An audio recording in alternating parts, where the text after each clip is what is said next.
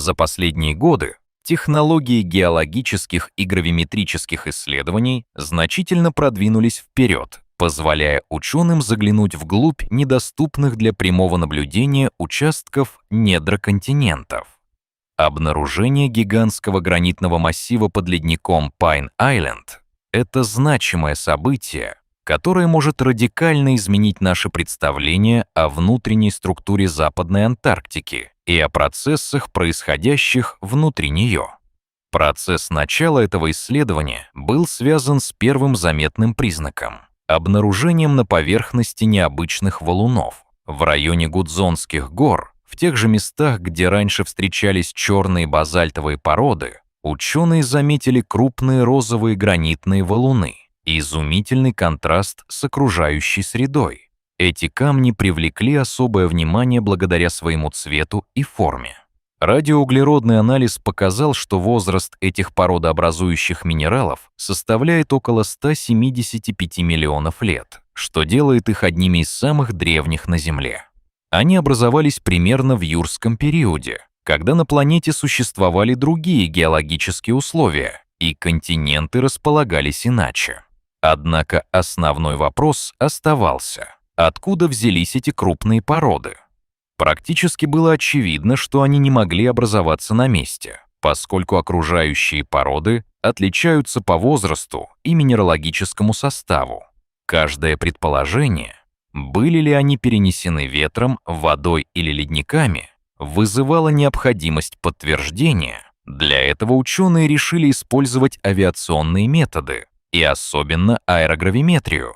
Специальные самолеты, такие как Twin Otter, оснащались датчиками, способными фиксировать мельчайшие колебания гравитационного поля в районе ледника.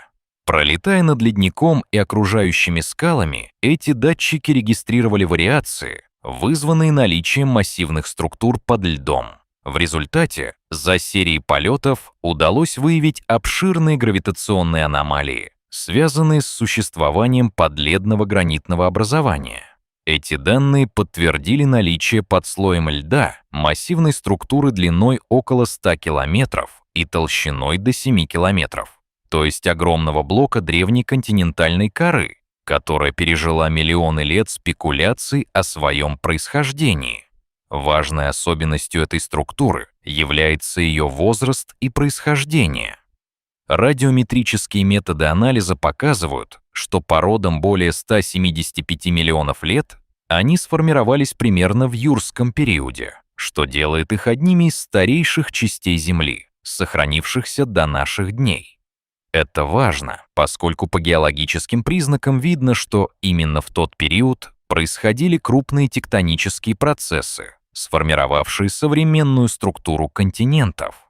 Обнаружение этого массива — это не только геологическая сенсация, но и ключ к разгадке того, как в древности изменялись условия на Земле, как формировались континенты и как происходило распадение и слитие земных блоков. Для современных ученых важно понять, в каком состоянии находится эта структура сейчас и как она влияет на движение ледника. Из-за того, что структурные особенности подледного ложа определяют степень сопротивления движению льда, обнаружение крупного гранитного блока позволяет скорректировать существующие модели климата и предсказаний уровня моря. Дополнительно, эта находка даст возможность понять, какое влияние оказывает геология на скорость таяния. Массивная твердая основа из гранита снижает трение и замедляет движение льда в некоторых районах, тогда как осадочные породы, наоборот, ускоряют его. Исследование структуры и распределения этих массивов пригодится ученым для оценки риска быстрого таяния в различных регионах ледников, в особенности тех, что демонстрируют наибольшие темпы потери массы сегодня. Это открытие. Достижение большого масштаба в использовании современных технологий, объединяющих геологический анализ, геофизические измерения и моделирование.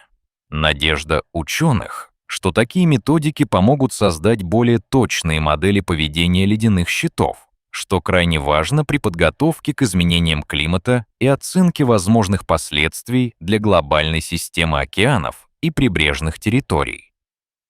Развитие науки о внутренней геологии Антарктики связано с внедрением и усовершенствованием новых методов дистанционного зондирования, геофизических и радиологических технологий. В последние годы международных экспедиций и научных миссий было накоплено огромное количество данных, которые позволяют изучать внутренние слои ледяных массивов, их свойства и опасности, связанные с их поведением при изменении климатических условий. В районе Пайн-Айленд проведена максимально комплексная серия исследований с применением авиационных лабораторий и комплекса инструментов. Основным из них была аэрогравиметрия, метод, основанный на регистрации мельчайших вариаций гравитационного поля, вызванных плотностными отличиями внутри земной коры. Особое значение имеет то, что при врастании в толщу льда и движении подледных потоков эти вариации позволяют очень точно определять глубинные структуры, наличие массивных образований и, главное, их размеры. Эти исследования позволили окончательно убедиться в том, что под ледником лежит массивная структура, более 100 километров в длину и до 7 километров в толщину, что значительно больше, чем предполагалось ранее. Это остаток древних континентальных платформ, которые пережили множественные геологические преобразования за сотни миллионов лет, начиная с юрского периода. Этот массив сохранялся внутри льда благодаря особенностям геологического и климатического прошлого этого региона. Изучением характера этой структуры занялись не только геологи и геофизики, но и климатологи, поскольку от них зависит понимание текущих процессов в леднике и возможность более точно моделировать его поведение. Так, твердая гранитная основа, в отличие от мягких осадочных пород, значительно меняет динамику движения льда.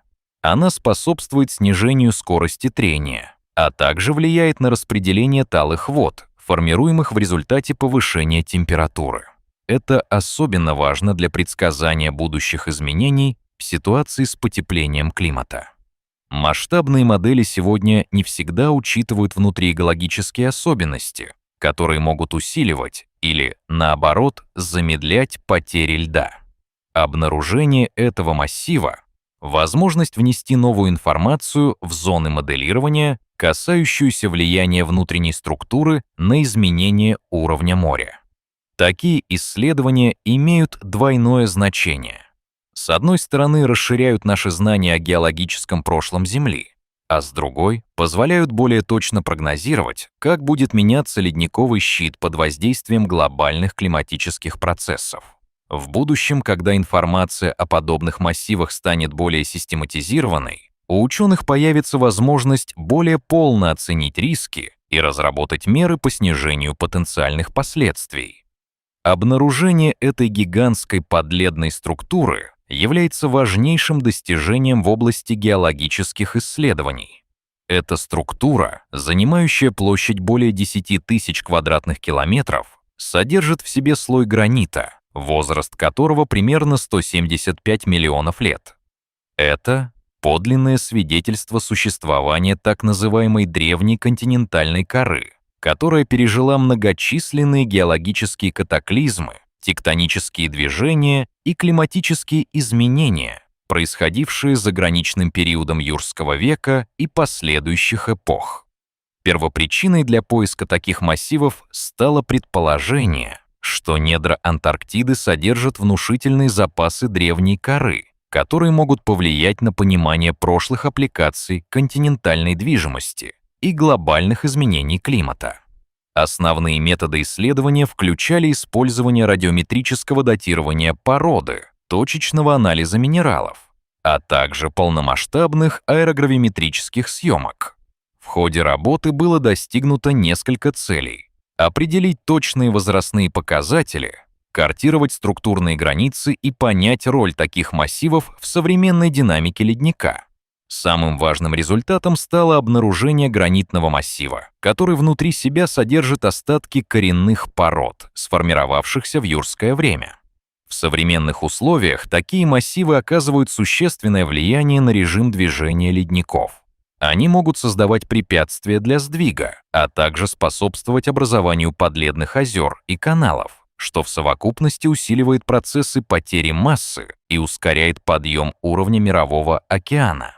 Более того, исследование показало, что подобные массы могут служить своеобразными геологическими мембранами, регулирующими тепловой поток и движение льда. Твердость и плотность пород в основании ледников влияют на степень сопротивления, что должно учитывать при моделировании поведения ледяных щитов при в дальнейшем глобальном потеплении. Это открытие не только углубляет наши знания о внутренней структуре, но и поднимает важнейшие вопросы о том, как эти геологические образования меняются сегодня под воздействием климатических факторов. В будущем предполагается использование интегрированных методов – спутниковых, воздушных и наземных – для картирования подобных массивов по всему антарктическому континенту. Это поможет лучше понять процессы ускоренного потепления и инструментально оценить реальную угрозу для уровня моря и прибрежных территорий.